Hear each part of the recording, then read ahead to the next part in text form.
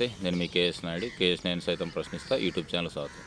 నిన్న తిరుపతిలో జరిగినటువంటి ఏదైతే ఆ ఘోరం ఉందో, ఆ ఘోరాతి ఘోరమైనటువంటి సంఘటన మీద అంతకుముందు తిరుమల లడ్డు విషయంలో ఆ సమస్య అంతా భుజానేసుకొని మొత్తం తానే నడిపించినటువంటి పవన్ కళ్యాణ్ గారు సనాతన ధర్మానికి ఎక్కడ అన్యాయం జరిగినా, ఎవరు అన్యాయం చేయాలని చూసినా ముందు వరుసలో ఉండి పోరాడతాను, అలాంటి శక్తులను అరికడతాను అని దీక్ష చేసి మరి తన వైఖరిని తెలియజేసినటువంటి పవన్ కళ్యాణ్ గారు నిన్న ఇంతమంది చనిపోతే దాని మీద వ్యాఖ్యలు చేస్తున్నారే తప్ప సీరియస్ యాక్షన్ అనేది లేదు.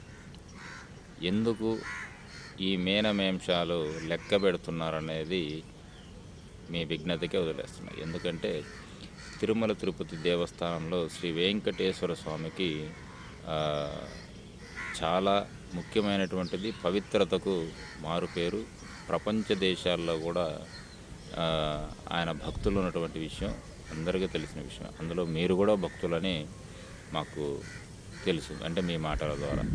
ఏది ఏమైనా ఈ సంఘటనకు తెలంగాణలో జరిగినంత వేగవంతంగా తీసుకున్న చర్యలు ఇప్పుడు ఈ సంఘటన కారకులైనటువంటి వ్యక్తుల మీద తీసుకుంటారా? మీ స్పందన ఏంటి పవన్ కళ్యాణ్ గారు? దీని నీరు గారుతుందా?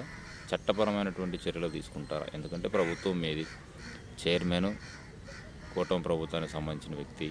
ఇలాంటి సంఘటనలు తిరుపతిలో జరుగుతుంటే మీరు ఎలా స్పందిస్తారు అన్నది యావత్ రాష్ట్ర ప్రజలు మొత్తం మీ స్పందన కోసం వేచి చూస్తున్నది. చూడాలా. Thank you.